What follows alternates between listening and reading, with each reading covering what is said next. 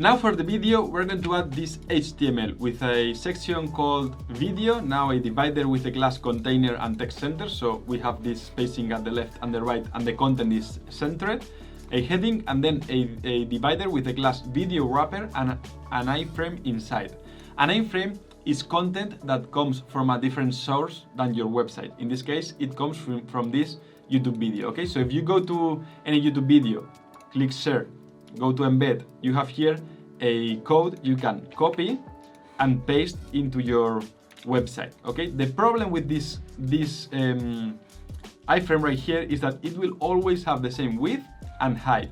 That means that if we have a very small screen, it will break our design because the width will always be the same. This is not a responsive video. And if we have a very big screen, it will look sometimes very small, okay? It doesn't take the space we want. And it even has more problems because sometimes this video, in this case, yes, but if we change this or maybe even remove it, okay, it might have a aspect ratio that it's not the same we want, okay? So you can see this video has some black lines at the left and at the right because it's not 16:9, which is the default aspect ratio of videos. So we are going to solve that. For this, I'm going to make a very clean iframe only with the source, okay, and allow for full screen so people can full screen it. And I'm going to show you how to make this responsive, okay? So for this, we're going to add this styling.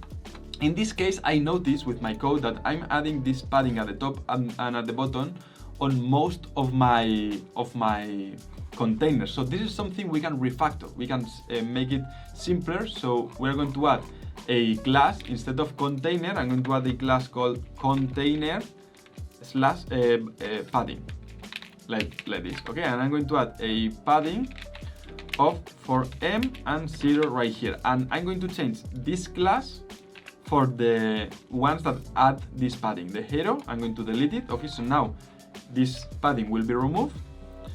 I'm going to remove it from the countdown, which has a 2M, but we're going to change it to 4.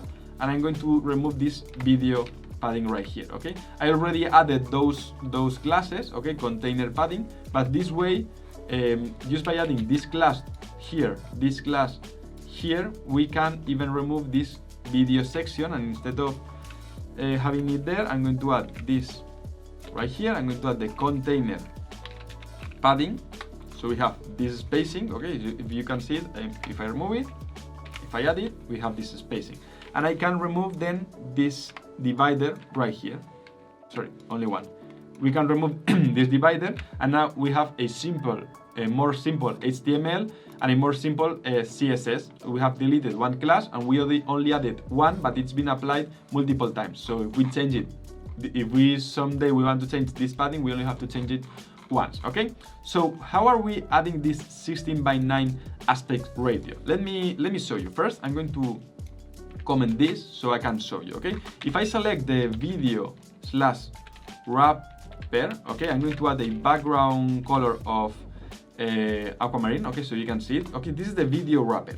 This one right here has a width of 100, okay? So if I add a width of 50%, you can see it takes less space, okay? This has a width of 100%, great. Now I'm going to select the video wrapper, the iframe, okay? This is the video itself. This is the container, this is the video. If I set a width of 100%, okay, so it's responsive, right now it's responsive. The width will adapt to the width of our content, okay? If I make this smaller, okay, let me refresh. Why it's not being shown? Maybe this is having problem with this rendering this video, I think. Let me do it like this.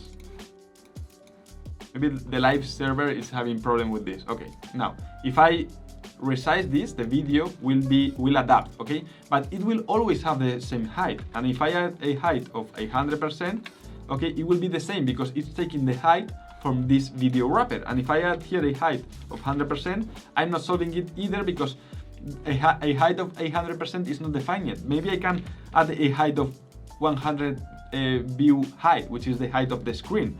But I don't want this because I want it to maintain a certain aspect ratio, okay? So this is, I know, confusing and it's hard to understand, but it's the way it's done. Okay, so you only have to, this one of those things you have to memorize it, and if you want to do it, you already need to know that it's possible. Okay, so you can search in Google how to make a video with an aspect ratio of 16:9, and you will get this code most certainly. Okay, so what we are doing is adding, I'm going to show you this here. Okay, so we have the video wrapper right here, and what we are going to create is we are going to create a padding right here. Okay, so this will be a padding, a space using this padding bottom that will have the aspect ratio we want. It can be vertical, it can be horizontal, very horizontal, not that much. Okay, so this will be defined by this value. I will show you how to know this value in a moment. Okay, and what we are going to do is then we are going to create a video. Okay, this is going to be red, and we are going to position it absolute, and it's going to be relative to the parent. Okay, with an absolute position right here, and it's going to be top 0, so it's right here, and left 0, so it's right here. Okay, so the video will be here, and it will take the full height and width of the space we are creating with this padding, and this padding will be responsive. Okay, so if you make this smaller, this or maybe shorter, if you make this smaller, this padding will take the space it needs. Okay, so it will always, but always with the aspect ratio you define, and this video will always be at the top 0, left 0, and take all the width. That's the way we are going to make this responsive. But how do we get this value? Well, if you divide 9 by 16 and multiply it by 100, so you have it in percentage, you have 56.25. That's the value you need. If you want to use another aspect ratio, like aspect ratios, okay, so you can find in Google images of famous aspect ratios. You have it here: 16:19 TVs, anamorphic, all TVs 4:3. Okay, 1:1 is social icons. Okay, so for example, if you want to make it square, you have to make it, of course, 50%, and you can see. I don't know if it's been applied. It's not been applied. 25% it's been applied. Sorry, 100%, right? 100%. Yeah, because sorry, 1:1 it's not 0.5, it's 1. Okay, so it's 100% by mistake. Okay, so this way we have an aspect ratio of 1. But if we want a 16:9, we divide it in the opposite order. So 9 by 16 multiplied by 100, so we have the percentage, and we use this value. Okay, so 56.25. This makes the aspect ratio 16:9, so the video takes the full space. Okay, now we don't have those spacing. If I add 100, you will see that if I make this, we have these black lines at the top and at the bottom. But with the aspect ratio 16:9, we don't have that problem. Okay, so we have a position relative of the parent, and the video itself is in a position absolute, top 0, left 0, taking the full width and the full height. Okay, this thing I explained you right here. Okay, so it's at the top 0, left 0, and it's taking full width and full height of the spacing we are creating right here with padding button.